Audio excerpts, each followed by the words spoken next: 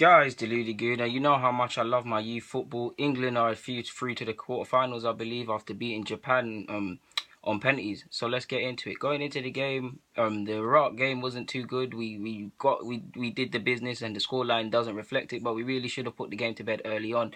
This game, hopefully, is the same. We need to have that killer instinct. We're at the business end of the tournament. There's none of this dilly dallying. There's no point if you don't win, and if you lose, there's none of this next game business.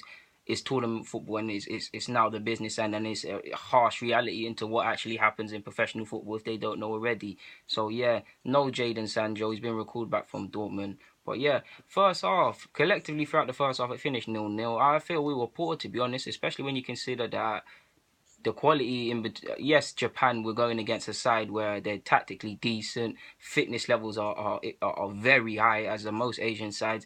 They have very good technical quality and they'll work for each other. Yes, we're going against that, but individual quality, England have that in abundance, dominating the midfield. Possession for the sake of it. I believe at one point 55% possession to some peanuts, not doing anything with it. And when you consider that Japan's keeper, his distribution was poor, his saving was shaky, this game could have been put to bed very early.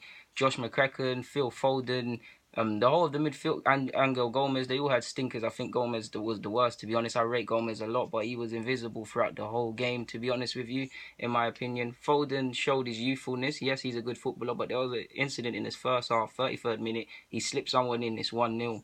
He elected to shoot. That's the difference between getting into Pep's team consistently so he can trust you and just being a talented player that comes around every pre-season. He's a young boy, 17, so he's got enough time to get these things out of their game. But I was seeing stuff like that too far and too often for my liking, to be honest. This is the business end. This is the quarterfinal. How many times have you seen? Well, it's a place on the quarterfinals, but how many times do you see sides not kill a team and ultimately don't walk away with the points? It is harsh. You could argue the French were slightly better than the Spanish in the same fixture just before England kicked off. So yeah, they bound to have seen that game. So they needed to do the business. Didn't create enough for me as well. Did not create enough. When we did, people are snatching up chances. So much so, Brewster's having to drop deep because people are not just playing direct. It was way too patient. Like I said, Josh McCracken couldn't find his range.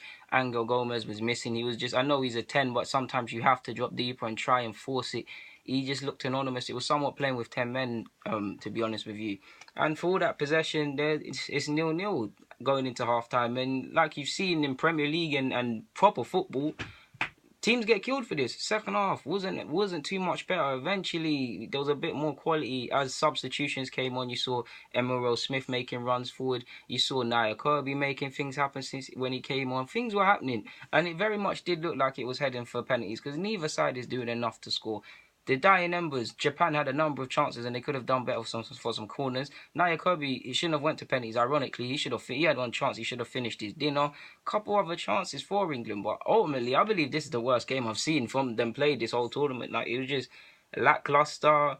It was almost arrogant in the sense that they knew they were going through. Apart from the left back, I can never say his name, the Palace lad, Gooley or something. I can't say his name. He was solid today, to be honest, as was Oakley Booth. He literally didn't misplace a pass.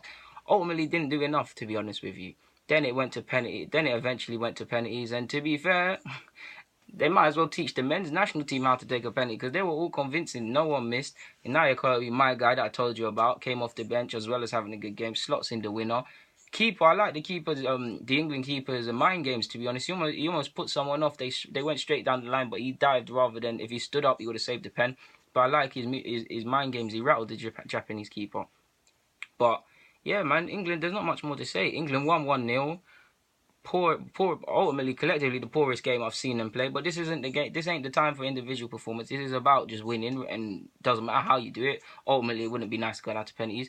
And we go to the quarterfinals now. There's some tough teams in there. There's a lot of teams, man. There's the Spanish are there now as well. So England are gonna have to be better than they were today, to be honest, because the Spanish will punish you. I know they weren't the best against France, but they will punish you for nonsense. But guys, Deluded Gooner, I'm signing now. England beat Japan on penalties in the Under-17s World Cup. Thank you for watching. Of course, get in the comments, subscribe.